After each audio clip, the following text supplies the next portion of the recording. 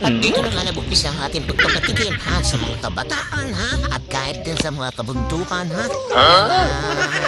Yung baras at tanay na yan ay ating talagang pinuntahan ha. At huwag ka ha, ang ating mga tikim-tim ha. Ang nakakulong na si ex-President Duterte at tuwang-tuwa din dyan. Talaga lang medyo kinakailangan na talaga ng medyo nangangayat ka na ex-president at hanggang sa mga barako barakong mga construction worker ng isang ginagawang bahay dyan sa kabundukan ng Baras. Kaya pinatikim din natin talagang wala silang masabi kundi talagang demonyo.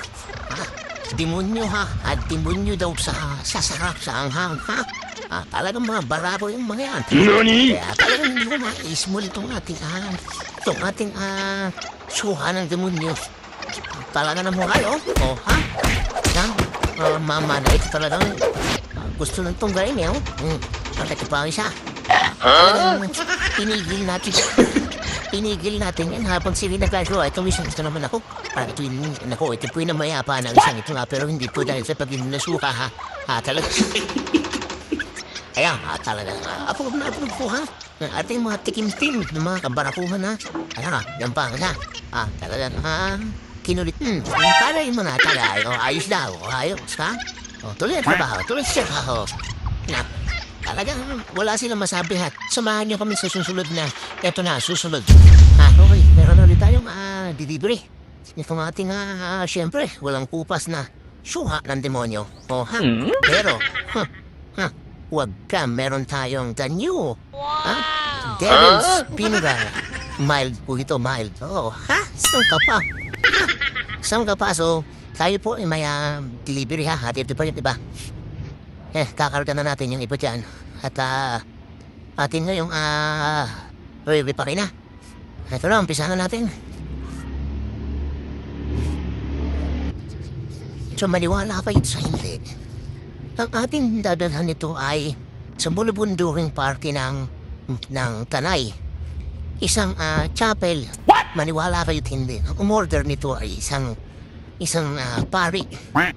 Isang pari ang umorder. So, maintindihan. Tingnan natin kung ano ang magugustuhan ba ni Father. Ang pangalan niya ay si Father Devon ng San Rafael Tanay. So, sasama ko kayo sa pagdi-deliver na ko doon. Kaya lang talagang bulbundurin. Dadaan tayo sa kung saan mga sapa, etc. Napo talaga naman. Ito talaga nagustuhan talaga ito ni Father Devon. Ito ang ating mild na suha ng devil. So, umorder ka agad ng dalawang box. Si Father Devon.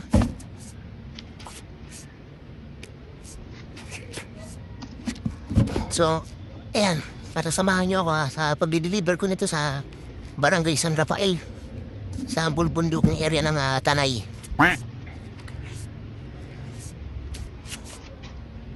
Naku, may sumobra pa.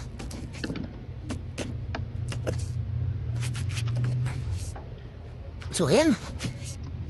Ang order niya ay 3 kahon. 3 kahon ng suha ng demonyo. At saka 1 kahon na mild. So, samahan niyo ako sa pag-deliver So, bye for now. Yun na po ang ating bagong hindi pala bago. Suha ng demonyo. Samahan niyo ako sa pag-deliver Whoops! Diyan, sa ilalim yan. Yan Lengdung, yun yung may nest na yun. Yun yung may nest na yun. Yun sa baba. Yan. Yun Okay, pababa tayo. What? Okay, at ito na pababa na tayo. Kaya sila umigis na. Pinag-ating pagkakalat ng ating suka sa panahon niyo. Nagbibiligan nga natin ito sa isang bulubundukin. Pero tayo pababa. Tatak tayo ng sapa ng lupa. At tayo ay hahanapin natin ito.